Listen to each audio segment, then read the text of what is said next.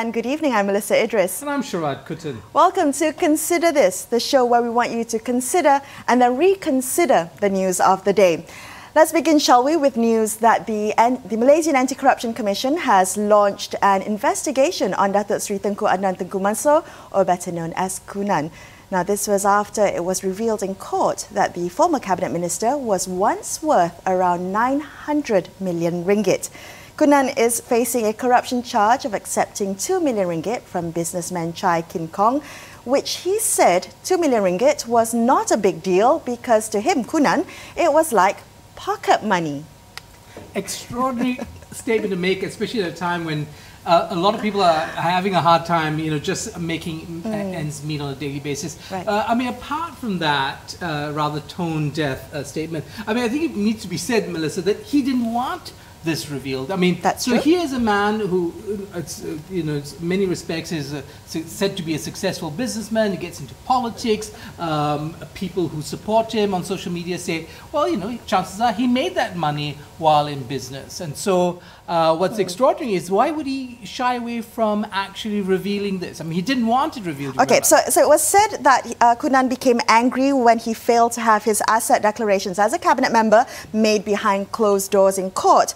And now, it's been made public, and of course it's been picked up by the media and has made its rounds on social media. It launched 1,000 memes and several discussions about what they would do with $1 billion. And I have to say, it's quite interesting because if you look in the US, Michael Bloomberg, in the Democratic primaries, he's a well-known billionaire in politics. And the question is, what is the difference now in terms of, is it shameful to be rich and successful? And I'm just posing that question. Right. So the question is, in many other contexts, if you're a billionaire, that's a reason for people to follow you because they think you know exactly what needs to be done.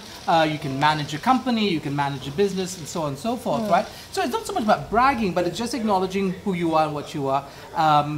Of course, there are people who do think that billionaires have an inordinate influence and should not have an influence. What is the difference here? I mean, the difference should be if that money was made before an entry into politics versus if the money was made whilst in politics. Is that right? Absolutely. And I think that's what the investigation will try to determine. I think that's where there's concern because we shouldn't be making money from politics or from the positions that you hold while in office. What do you think, Sharaad, of the conversations that we're seeing with this pocket money comment and the chatter on social media? What do you make of that? Well, I mean, this is a man who's launched, a thousand memes, right? I mean, that's what we're all kind of joking about. And I wonder, of course, at one level, there is both a fascination about our political elite and the lavish lives they lead. I mean, Kuttan is not the only one.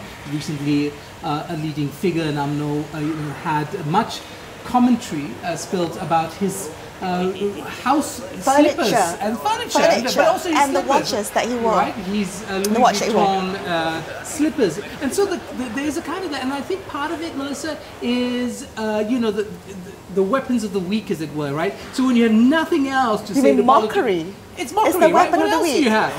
You can mock your politicians because they seem to have all the cards in their hands. They are powerful. They're rich. They seem to be able to manipulate public opinion to their advantage, and then they do exactly what they please when they're in office. So this is, of course, what happens. But I think, on the other hand, the question about Kuttan's statement is, again, coming back to the troubles that we are in now, and the economy and wage stagnation. Yeah. In the face of that, somebody saying, well, what is 2 million? It's a drop in the ocean. I wouldn't be corruptible. I couldn't be corrupted over 2 million ringgit. I mean, especially in this day and age, that feels very tone deaf to me. All right, well, let's move on to other news. SPM results were released today, and it turns out the national average grade had improved in 2019 compared to 2018, and more students have scored straight A's in 2019 than the year before. According to Prime Minister Tan Sri Muhyiddin Yassin, these results are proof of the effectiveness of our education system. Yeah, Is it really? Would you consider that proof of the effectiveness of the education system? And I have to say, based on this comment, I would then like to break down what that means. What does an effective education system entail? Yeah, well, there's that too. I mean, what is quite interesting about our results process is that not only do you get the results, I mean, on an individual basis, kids get their results and their parents either weep or cry and do wail or, or send them back to their parents are wailing. Of course, parents are always involved in exams. But I think what's more important is the kind of analysis that the ministry produces as a result of, this particular process. And they're saying, well, what we see is a change in levels of, or certain permutations in terms of results. And I think that is interesting, but I agree with you. The overall assessment that this is already a triumph of our education system perhaps is a little too quick and too easy to make. Agreed. Especially as if we look a little deeper, dig a little deeper, the results show a slight decline in the ability of the SPM candidates last year to apply the components of HOTS, which is the higher order thinking skills in answering exam questions. So HOTS includes synthesizing, analyzing, reasoning, comprehending applications, so critical thinking skills, and that showed a decline, which is, I think, a red flag that we should pay attention. Also, Melisa, I think the issue is whether governments are the best assessors of this process, or in fact the market is, because at the end of the day, employability is a function of whether kids have real skills, not certificates. Certificates anybody can give out. I can give out all A's if I wanted to in an exam system that I ran, but would that be of any value in the real world, in the marketplace? Would it actually reflect genuine skills? Okay. All right, we're going to take a quick break, and after this, take a closer look at how youth empowerment organisation Undi 18 have responded to the recent political crisis. Stay tuned to consider this.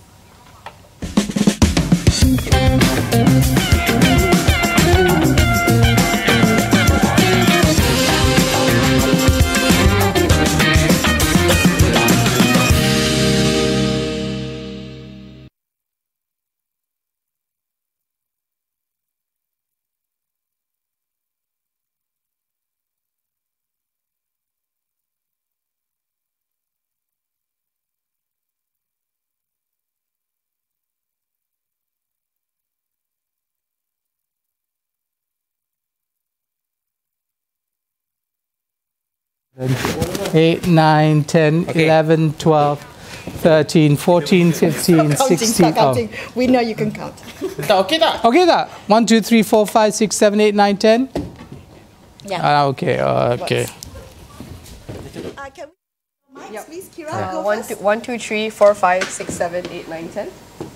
1, 2, 3, 4, 5, 6, 7, 8, 9, 10. All right. Okay, that's cool. As I was talking, they were shouting. To speak louder. Kami bawakan berita, isu semasa dan kisah dari bumi kenyalang. Nice mission. Pencapaian anak Sarawak di peringkat nasional dan antarabangsa. Laporan politik dan juga ekonomi.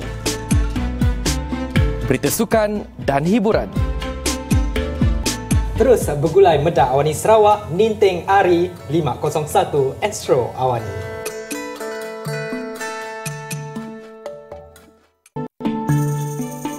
Kami bawakan berita, isu semasa dan kisah dari bumi kenyalang. Pencapaian anak Sarawak di peringkat nasional dan antarabangsa. Laporan politik dan juga ekonomi. Berita sukan dan hiburan. Terus bergulai medak AWANI Sarawak, Ninteng Ari 501 Astro AWANI.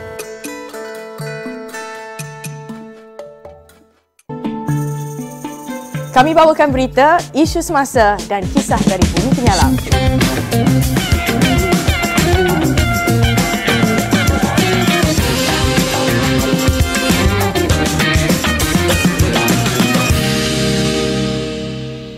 Welcome back, folks, to Consider This. I'm Melisa, Idris with me, Sharaad, Kuttan. And tonight on Consider This, we're going to be looking at the political developments that had taken place in the past couple of weeks and how that had revealed the underbelly of Malaysian politics for a certain group that is seen to be the future of this country. How are young people reading this crisis, and will they be turned off from future political participation? We have joining us in the studio Qyira, Yusri and Tharma Pillai, co-founders of the youth empowerment organisation Undi 18. Tharma and Qyira, welcome to the show. Thank you for having us. Okay, so I think let's begin with a sense of what your main takeaways have been from the political crisis of the past couple of weeks. I mean, especially in terms of how it affects young people, how have you made sense of the chaos? Tharma or Qyira, who wants to begin? Tharma. So for me, I think that it was a very unfortunate crisis that was created purely because of certain personal interests of certain politicians. And I think people could see that. I think a lot of young people saw that these people or the main actors were not fighting for their needs or fighting for their interests. They were very real, right? You're looking at severe economic crisis. People are worried about a recession. People are worried about the coronavirus and how it's having a global impact, not just to Malaysia. There's multiple levels over here. And these people are doing it at the worst time. Literally when we are about to announce our stimulus package, and then you do this, drop our economy by about 4 billion. So I think there's a lot of anger and frustration among young people across the political divide. Okay, do they see this as something that was happening because of politicians? That politicians as a kind of species tend to be self-centered and self-interested, as opposed to a generational issue, saying, well, this is all about old people, and in particular, older men. Qyira. I think it's definitely a mix of both, right? So, so it's nice that you said SPM results today. My students got their results today. Oh, yes. So I think when I speak to my students, there's a lot of confusion, firstly, and I guess the feeling of being left out, right? So all this power struggles, power grabs, party hopping, these are not issues that young people, especially if you're not politically engaged, would be able to understand very easily, right? Because they'll be like, why are you selling different parties today and then different party tomorrow? And then they'll be like texting me and they'll be like, Miss, what's happening? Like, what's going on? Who's in which party now? How do we vote in the next general election? Will there be an election coming up? Okay. So I think it's a very, the events in the past week, it just become so complex for young people. And I think it's just a dangerous, disappointing thing to happen for the Undi 18 generation. Well, you know, you make them watch, consider this, and make it compulsory for a pass in your class. Compulsory viewing. Political education. Just to come back to that, you said that it is a complex situation to understand. And because you speak to a lot of young people, what are some of the competing narratives that are shaping young people's understanding of this crisis? I think it's what the politicians have been telling to the media and indirectly to them, right? All the reasonings you hear from politicians are, we're doing this for you, we're doing this to keep the country stable. I mean, if it's stable, then why don't we have a cabinet, right? Why do politicians hop parties and things like that? And I think for a lot of, I guess even my peers even, right? Let's not even talk about the younger generation, is that they just feel very frustrated. They just feel very powerless. Whether you voted or not voted, it's very obvious that this is not something people could see happening. People didn't predict that this kind of immature power struggle would happen at this point, at this juncture in time, like what Tharma mentioned earlier. Tharma, do you think a lot of young people saw the Pakatan Harapan government in terms of the ways that Pakatan itself saw itself as, you know, making a break from an authoritarian past, providing a future, especially in terms of the reforms it was promising, and of course the Undi 18 reform was a key component of that, was one of the big legislative wins of the first year of government. Is that how young people see Pakatan, or is it just a Pakatan self-image? So, to be very fair, I think there were significant differences in depending on you're an urban person or versus you're from a rural environment.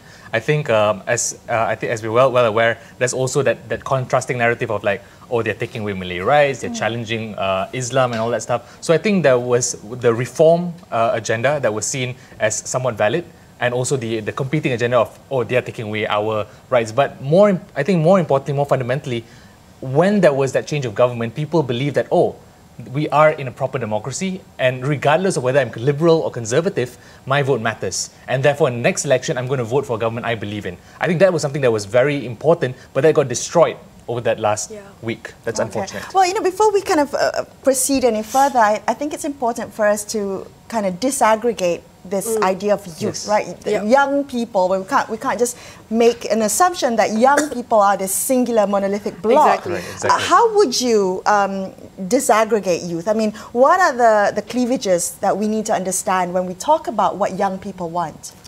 For me, I think it's basically trying to understand sociology in general, right? Because young people are very much divided between urban and rural youth. Yeah. I think social class is always social class is a very big difference. Yeah. Also looking at what are their ethnic, because in Malaysia our language that we use is so important. Okay. People who are English speaking, Malay speaking, Mandarin speaking, Tamil speaking have completely different worldviews in terms of how they see things. So I think these cleavages are very obvious even amongst the youth. But I do think there's one thing that can unite young people, the focus on economics, because that is a very primary concern for everyone, regardless of what part of that cleavage you're in. Okay, what about, Qyira, the question of Sabah and Sarawak? Because the narratives there also been very different, especially the kind of positioning that Sarawakian politicians have taken. And do you have a finger on the pulse of Sabah and Sarawak, or is your group mainly kind of peninsula-centric? So I grew up in Sarawak, actually. I grew up in Miri. So it's been a couple of years since I went back. But I'm sure you guys know the political scene in Sarawak, Sabah is obviously very different, right? They see themselves very separate from federal ongoings. And from what I understand with my friends in my hometown is that it's also, they see it as a Semenanjung problem. You know, all these arguments is between old Malay Semenanjung men, right? It's not really something that really applies to them until GPS became a kingmaker in this situation. So I think it's also a very unique position that puts Sarawak voters, especially when it comes to the especially the upcoming state election. I don't know if we called later or called earlier, but I'm very excited to see how young people will vote for the Sarawak state election, because I think that would really show what you're feeling in regards to all of this. It's quite interesting. I also want to come back to a couple of things you said. So you used words like powerless and feeling of disappointment and disenfranchised, the feeling of being disenfranchised. And I wonder whether that will lead to a certain apathy towards politics. Whereas a competing narrative that I've seen on social media has been this call for more representation. In fact, a youth political party. I mean, are we saying that the youth wings of our current political parties is not enough representation? Yeah, we've gotten a lot of call-outs to start a youth political party. But my personal opinion, I think a youth political party is not sustainable.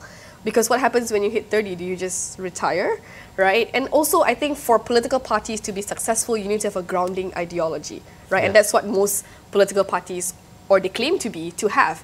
And I think, but what we need to look at when it comes to youth representation and youth empowerment is how do political parties empower the young people within their current party structure. I think similar to with women as well. Do you actively mentor women? Do you actively put youth in positions of leadership even within the party? Do you actively field youth for leadership positions? So I think this is the proper question that we need to ask within our political culture instead of a youth party. Tharma, you know, when Syed Saddiq became the youngest minister in the region and so on and so forth, there's so much that was, you know, ink was spilt on that particular factoid. Do you think young people cared? Were they as excited as media people about the fact that Syed Saddiq was one of the youngest ministers in the world? I don't think the fact that he was the youngest was a big deal for a lot of people, but having a young person being represented and who could listen to their voice was very important. Because if you notice, he was the only one among the many ministers who was on the ground. You could feel the heartbeat and the pulse through social media. If anyone had any issue, even if it's completely unrelated to his ministry, they'll be like, let's tag Syed Saddiq, because you know that he will read social media and he will be able to respond. So I think that sense of connection within a generation, because we speak the same language, we communicate the same way, and our interests are somewhat similar. I think that was something that was so important, and that's why representation matters, isn't it? It's not about being that record of youngest minister. It's about, can I see myself in you? Do you think this can be replicated in the Perikatan national government? I hope so, but it's going to be a bit tough because their youngest MPs are 40 years old. Maybe someone can correct me, but when we looked at it, their youngest were about 40 years and above, so they do not have young MPs. So unless they could just change the definition, couldn't they? Youth to be 40. Yes, or up to 50, whatever you like. I mean, they could. You would be the head of a youth wing. No, actually, I'm a little past it, but thank you very much for that endorsement. Right, I'm going to come back to Tharma and let you finish that thought, but we're going to take a quick break. Continue shortly after this on Consider This.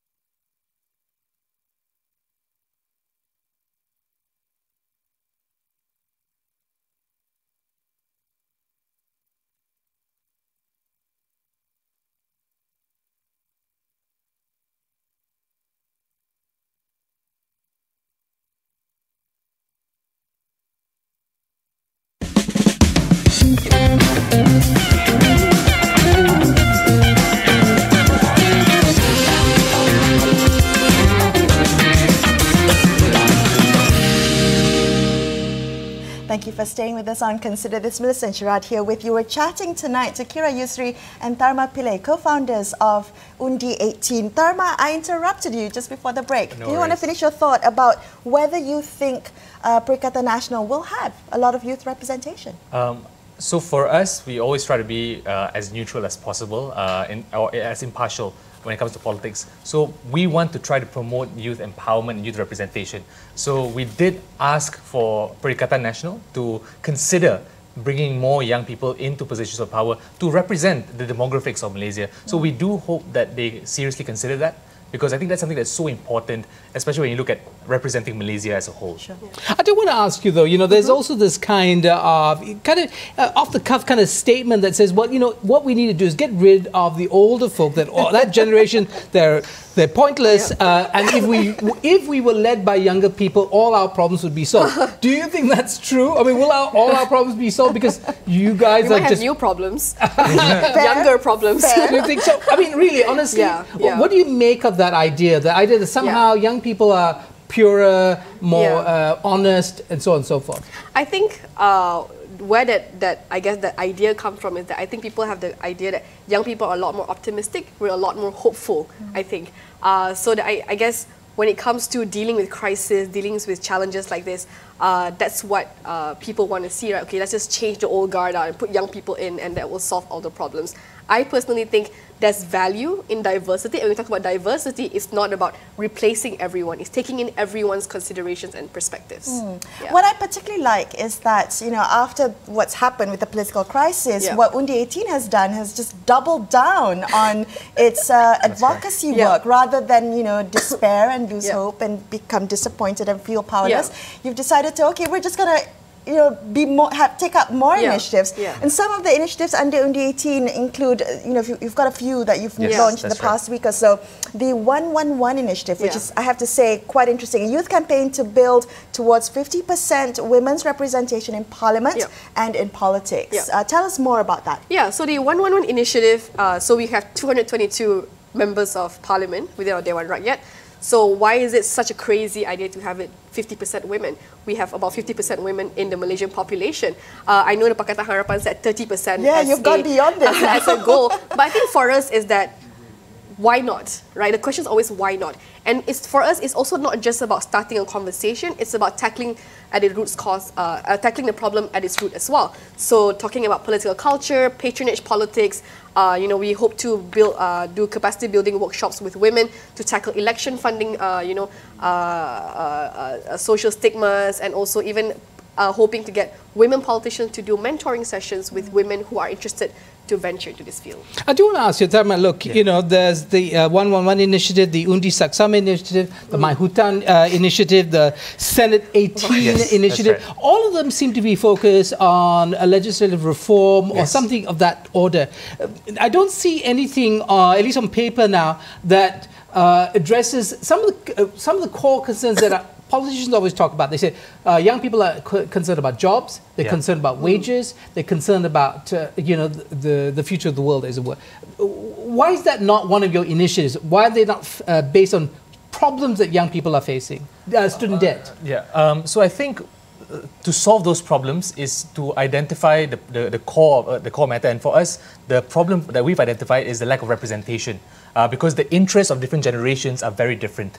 This is the reality. So if we can ensure that younger voices are more empowered. So for example, Undi Saksama is a discussion about gerrymandering, malapportionment, and also alternative vote systems. And if you look at state statistics and data, you look at the most urban areas and most highly dense constituencies are young constituencies, which means that when we lower the voting age and we have automatic voter registrations, we are further disenfranchising them in a way, right? So for example, Sabak Bernam has about 40,000-ish voters.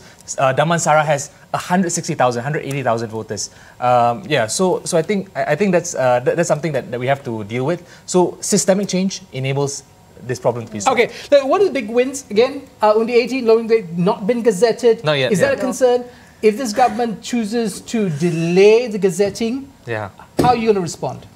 We will be very pissed off about it, because the reality is that this was a bipartisan bill. It was the first time in history that we had 100% of votes in Parliament, 100% votes in the Dewan Negara. So it has to be something that was agreed upon by all sides. So for them to change the deal and say, okay, we're going to postpone it. I think a lot of very pissed off young people. But do you think it's then less likely precisely From because what I understand, it is non-partisan? very difficult to backtrack on it because it has been amended already. Yes, The constitution has been amended. I think the question is just when it will be gazetted and will there be delays to its gazettement. So far, the Election Commission has not said anything in regards to its progress. So I'm feeling pretty hopeful. I don't know if I'm young, because it's not But that's the beauty of being young. You still have that. but from what I hope. understand, it is almost very difficult to, and there's no precedence to reversing a decision like that. Speaking about Undi 18, what did you guys learn from the successes of Undi 18 that you feel that you can apply to the initiatives under the new initiatives that you've announced to make sure that it achieves the same types of results? So for us, we always believe that being hyper-focused in our advocacy, because when you have a focused cause, it means you can build a broad coalition. So for example, if let's say I had a whole list, 30 list of demands, then more and more people might disagree with one of those demands or two of those demands. So the number of people who actually support us will be less and less and less. But if you're focusing on one particular focused agenda, it means whether you're liberal, whether you're conservative, whether you're Malay, Chinese, Indian, you can get on board and support this agenda. So I think that's something that's so important. When we push for ideas, you got to make sure that it's bipartisan. It covers as many people behind you as possible.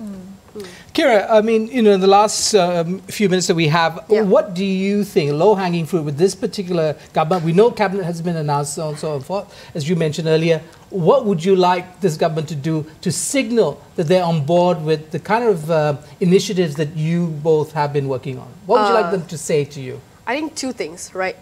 Putting the right people into a cabinet, putting efficient people and representative people, and secondly, don't stop the reforms that Malaysians want. It's very Do both of you have a wish list of who you'd like to see in terms of the Minister of Youth and Sports? That's a tough one. I hope to see a woman. I think it'll be very interesting, especially I think with the previous administration there was a lot of focus into women in sports and girls sports. So I think, and we've never had that before. So why not?